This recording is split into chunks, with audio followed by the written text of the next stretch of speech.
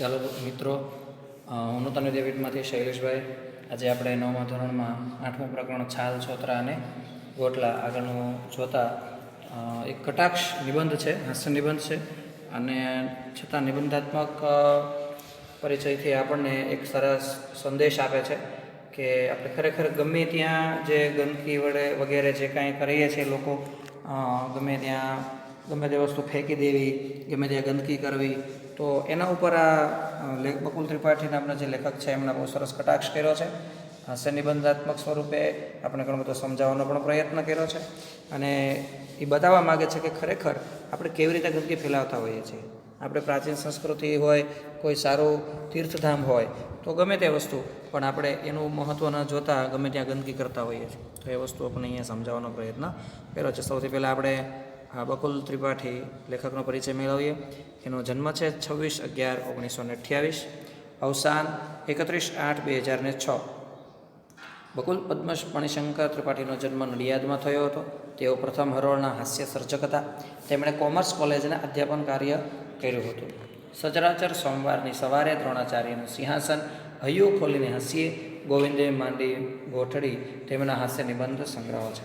વૈકુંઠ નથી જાવું, હિંડોળો, જાકમ જોડ, મન સાથે મૈત્રી, અષાઢની સાંજ, પ્રિય સખી વગેરે તેમના લલિત નિબંધ સંગ્રહો છે. દૂરદર્શન પર આવતી તેમની ગપસપ શ્રેણી ખૂબ લોકપ્રિય થયેલી. તેમને રણજીતરામ સુવર્ણચંદ્રક એનાયત થયો હતો. આ થયો એનો પરિચય. હવે આપણે નિબંધનો પરિચય લઈએ. બકુલ ત્રિપાઠીનો છાલ, છોતરા અને ગોટલા હાસ્ય નિબંધ, હાસ્ય એટલે પ્રભુ સાથે મૈત્રી, પુસ્તકમાંથી લેવામાં આવ્યો હતો. આ નિબંધમાં લેખકે ભારતીય લોકોની ગમે ત્યાં કચરો નાખવાની, ગંદકી કરવાની માનસિકતા પર કટાક્ષ કર્યો છે. વેદ, પુરાણ, રામાયણ, મહાભારત આપનારા સંસ્કૃતિના લોકો એ જ સંસ્કૃતિના પ્રતીક્ષમાં મંદિરોની બહાર જ ગંદકી કરતા હોય છે. જ્યાં સ્વચ્છતા ત્યાં પ્રભુનો વાસ હોય છે. પણ આપણે ત્યાં તો જ્યાં પ્રભુનો વાસ ત્યાં જ ગંદકી હોય છે. કેળાની છાલ, નારિયેળના છોતરા, મગફળીના ફોતરાના ઉદાહરણો દ્વારા લેખક એક ગંભીર પ્રશ્ન તરફ આપણું ધ્યાન દોરે છે. એ માટે કાવ્ય પંક્તિ, ફિલ્મી ગીત પંક્તિનો વ્યંગાત્મક ઉપયોગ કર્યો છે. સમગ્ર હાસ્ય નિબંધમાં લેખકે અવળી વાણી અને કટાક્ષ દ્વારા આપણી ગંદકી અને અણઘડતાની કુટેવને પ્રકાશિત કરી છે. આપણી મૂળ ભારતીય સંસ્કૃતિ એ વેદ, પુરાણ, ઉપનિષદની સંસ્કૃતિ, રામાયણ, મહાભારત, ભાગવતની સંસ્કૃતિ, રામકૃષ્ણ અને બુદ્ધની સંસ્કૃતિ, પેલી મહાન સંસ્કૃતિના અવશેષો આજે જડે છે. પુરાણા મંદિરો, આગળ એવું કીધું છે કે જે અલગ અલગ સંસ્કૃતિની આજે વાત કરે, તો એમાં આજની નવી સંસ્કૃતિ જેમ કે છાલ, છોતરા અને ગોટલા. હવે આગળ કીધું કે પેલી મહાન સંસ્કૃતિના અવશેષો તો આજે જડે છે, પણ પુરાણા મંદિરો, સ્થાપત્યો, સ્તૂપો પણ એ બધાયને ઢાંકી દે છે. આપણી નવી સંસ્કૃતિ છે છાલ, છોતરા અને ગોટલાની સંસ્કૃતિ.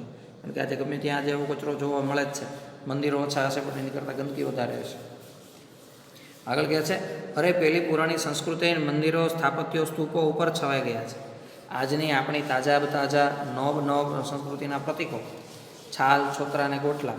ખરેખર તમને આપણા યાત્રાધામોમાં પણ શિલ્પો, મૂર્તિઓ, ધર્મ પ્રતીકોની આસપાસ નાળિયેરના છોતરા વેરાયેલા દેખાશે. એમ તો કેળા પવિત્ર ફળ છે. ઉપવાસ વખતે ફરાળનું ફળ છે. એની છાલો આપણને ઠેર ઠેર દેખાશે. આપણા ધર્મસ્થાનોએ અને આપણે ધાર્મિક ભાવનાઓના હોવાથી પરમેશ્વરની આપણા પર અઢળક કૃપા છે. આપણા દેશમાં આંબા છે, આમ્રફળ છે. વિશ્વના શ્રેષ્ઠ આંબા પરમેશ્વરે આપણા ભારત દેશને આપ્યા છે. આનાથી આભારવશ થઈને આપણે ગોટલા પ્રભુને અર્પણ કરીએ છીએ. જોજો આપણા યાત્રાધામોની ગલીઓમાં. એટલે જ હું કહું છું, આપણી નૂતન સંસ્કૃતિ છે છાલ, છોતરા અને ગોટલાની સંસ્કૃતિ. અરે પહેલાં પ્રાચીન સંસ્કૃતિના પ્રતીકો તો ક્યાંક ક્યાંક જ દેખાય છે. ક્યાં સોમનાથ ને ક્યાં દ્વારકા, ક્યાં અંબાજી ને ક્યાં ડાકોર, ક્યાં બનારસ અને ક્યાં જગન્નાથપુરી. છૂટા છવાયા ક્યાંક જ આવ્યા છે આપણી પ્રાચીન સંસ્કૃતિના પ્રતીક. પણ આપણી નૂતન સંસ્કૃતિના પ્રતીક તો દેશમાં ક્યાં નથી. એમ ઠેર ઠેર અત્ર તત્ર સર્વત્ર છાલ, છોતરા ને ગોટલા જોવા મળે છે. ત્યારબાદ એમાં સૌથી પવિત્ર છે ગોટલા. આખોય ગ્રીષ્મનો સમય આપણે આપણી ગલીઓ, શેરીઓ, માર્ગોને ગોટલાથી વિકસિત કરવામાં આવ્યું છે. ગ્રીષ્મ એટલે તડકાની સિઝન, આપણે ખ્યાલ છે ગરમીના દિવસો, ત્યારે આંબા અને કેરી આપણને મળે છે. આપણે ઉદાર છીએ. કેરીનો રસ આપણે ખાઈએ છીએ એ કબૂલ, પણ કેરીનો રસ કરતાં ગોટલા વધારે વજનદાર હોય છે. એ આપણે અર્પણ કરીએ છીએ સમાજને. આપણે ખુલ્લામાં એને ઠાલવી દઈએ છીએ. જેને ભોજન કરવું હોય તે કરે. ઘણખરો ગૌ માતાઓ આનાથી પ્રસન્ન થાય છે. આખરે તો શું આપણી માતા કે શું ગૌ માતા? અડધી કેરી રસ પૂરતી હોય તો આપણી સગી માતાને અર્પણ, બાકીની અડધી કેરી ગોટલા પૂરતી ગૌ માતાને અર્પણ. આ રીતે આપણે આપણી સંસ્કૃતિને ગમે ત્યાં વગોવી નાખીએ છીએ એવું કહી શકાય. ત્યારબાદ આગળ બીજી સંસ્કૃતિ વિશે વાત કરી આગળ જોઈએ. આપણે મ્યુનિસિપાલિટીનું પીપ પાસે પડ્યું હોય તો પણ ગોટલા તો બહાર જ નાખીએ છીએ. એનું કારણ સમજો. પીપમાં ઊંડેથી ગોટલા કાઢીને ગાય માતા કેવી રીતે ખાઈ શકે? એટલે આપણે જાણે બહાર ફેંકતા હોઈએ. બહાર પડ્યા હોય તો ગાયો પણ ખાય, શ્વાનોને પણ સુગંધ લેવી હોય તો લે, મક્ષિકાઓ પણ યથાશક્તિ આસ્વાદ લે. આપણે તો માનીએ છીએ કે જીવ માત્રને ઈશ્વરે પડેલો છે. શું આપણા છોકરા કેરીનો રસ ખાય અને મક્ષિકાના બચ્ચાઓ ભૂખ્યા રહે? ના ચાલે. આપણી સંસ્કૃતિ કે સ્વાર્થીપણાને સ્વીકારતી નથી. આપણે ત્યાં તો ગોટલા ખુલ્લામાં જ નાખવાના. છોતરા મોટે ભાગે મગફળીના એ મૂલ્યવાન વસ્તુઓ છે, પણ ગાયો કે મક્ષિકાઓને એ કામ નથી આવતું. એટલે આપણે છોતરાઓને એક જગ્યાએ ખૂણામાં કે દિવાલ પાસે કે રસ્તા વચ્ચે ઢગલામાં નથી નાખતા. આપણે શિંગના છોતરાને સર્વત્ર વેરતા ફરીએ છીએ. સબ ભૂમિ ગોપાલ કી. શા માટે પૃથ્વીની 1 ચોરસ મીટર જેટલી જગ્યા પણ ફોતરા વિહોણી રાખવી? જો એનો કટાક્ષ સમજો. એનો મતલબ કે બધી જ જગ્યાએ એને ફોતરા છોતરાને બધું જોવા મળે છે. આપણે બગીચામાં, થિયેટરમાં, ઓફિસ કમ્પાઉન્ડમાં, શાળાના વર્ગમાં સર્વત્ર ફોતરા વેરતા વેરતા ચાલી જઈએ છીએ. એક કવિએ તો કહ્યું છે કે બેફામ તો એ કેટલું થાકી જવું પડ્યું, નહીં તો જીવનનો માર્ગ છે ઘરથી કબર સુધી. શાયરે વ્યંગમાં કહ્યું છે ઘરથી કબર સુધી કેટલી ટૂંકી જિંદગી છે, પણ એટલામાં આપણે કેટલો બધો જિંદગીનો થાક અનુભવીએ છીએ. મને કવિને કહેવાનું મન થાય છે કે જિંદગીનો થાક ન લાગે કવિ, જો તમે ઘરથી કબર સુધી ફોફા ખાતા ટહેલતા જાઓ અને ફોફાના ફોતરા સર્વત્ર વેરતા જાઓ. બીજા એક ફિલ્મી શાયરે ગાયું છે કે દિલ કે ટુકડે હજાર હોય, એક યહાં ગીરા એક વહાં ગીરા. હવે દિલનું શું છે કે આપણામાંના કેટલાકની પાસે જ જે હોય છે, બધા પાસે નથી હોતું. વળી જેની પાસે હોય છે તેનું દિલ તૂટે છે માત્ર જોવાની માન. એટલે દિલના 1000 ટુકડા થાય અને એક અહીં ફેંકતા જઈએ અને એક ત્યાં ફેંકતા જઈએ. એવું સદભાગ્ય તો કોકને જ મળે છે. પણ ફોફા કે ટુકડે દો, 4 હુએ, એક યહાં ગીરા એક વહાં ગીરા. એક ગીત તો ગૌરવપૂર્વક આપણે ગાઈ શકીએ એમ છીએ, શૈશવથી વૃદ્ધાવસ્થા સુધી. એટલે જ દિલના ટુકડા વેરાયેલા તો માત્ર કોલેજ કમ્પાઉન્ડમાં દેખાય છે, પણ ફોફા કે ટુકડે ઇધર ઉધર યહાં વહાં સબ જગહ મિલતા હૈ. જોકે આ સબ પુણ્યવંતી પ્રવૃત્તિ છે, એમાં જીવદયા સમાય છે. ફોફાના ફોતરામાં જો સિંગ ફોતરા પણ કોઈ હોય તો એના પર કીડીઓ આવે છે. ઘણીવાર તો કીડીઓ સહકુટુંબ મિત્ર મંડળ સહિત આવે છે. હવે કીડી બિચારું નાનું જંતુ આપણે ફોફાના ફોતરાને રૂમાલમાં નાખીને નાની પોટલી વાળી ખિસ્સામાં રાખીને પછી મ્યુનિસિપલ કચરા પેટી દેખાય ત્યાં જઈને ઠાલવી દઈએ છીએ. વિદેશોમાં આવો સજ્જડ નિયમ છે, પણ આપણે તો જીવદયાવાળા માનવી રહ્યા ને. આપણી કીડી બહેનો બિચારી કેટલુંય ચાલીને છે કચરા પેટી સુધી ક્યાં જાય? બિચારી થાકી ન જાય? એટલે જ આપણે દયા આણીને એને ફોતરાથી હોમ ડિલિવરી આપીએ છીએ. કીડીઓ સર્વત્ર, ફોતરા સર્વત્ર, સેવ, ભૂસું, ચવાણું, એના દાણા સર્વત્ર, એટલે કીડીઓ સર્વત્ર. આપણી લાગણીઓ સર્વવ્યાપી. આપણે ત્યાં કીડી, મંકોડા, માખી, મચ્છર સર્વવ્યાપી. આપણે બધા માનવીઓ અને જંતુઓ પરસ્પર પ્રેમ રાખીને કેવું મધુરું જીવીએ છીએ. મૂરખ યુરોપ અમેરિકાવાળા આ સમજી શકતા જ નથી. અરે રે, કારુણ્ય કારુણ્ય અપાર કારુણ્ય.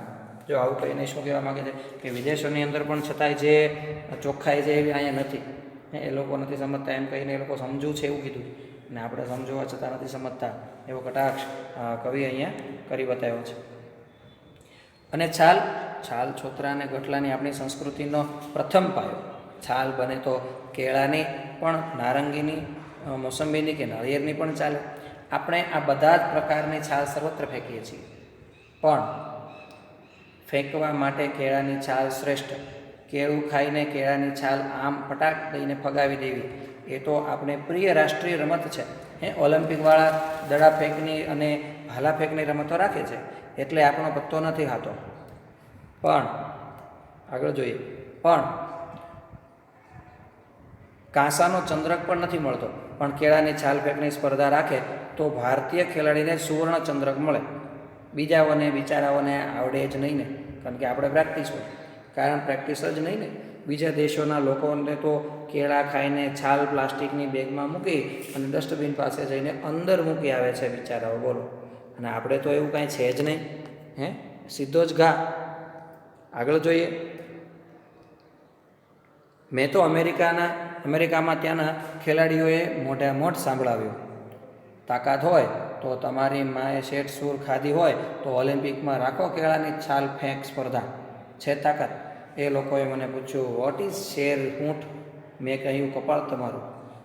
મેં તો ઘરને ત્રીજે માળેથી ઘરની અંદરથી કેળાની છાલ ફેંકતા મિત્રોને જોયા છે કે જેમની છાલ બારી બહાર, બાલ્કની બહાર બરાબર સડકની વચ્ચોવચ્ચ પડે. 2 ફૂટ આમેય નહીં ને 5 ફૂટ તેમેય નહીં, બરાબર રસ્તાની મધ્યમાં. કંપાસ લઈને માપી જુઓ.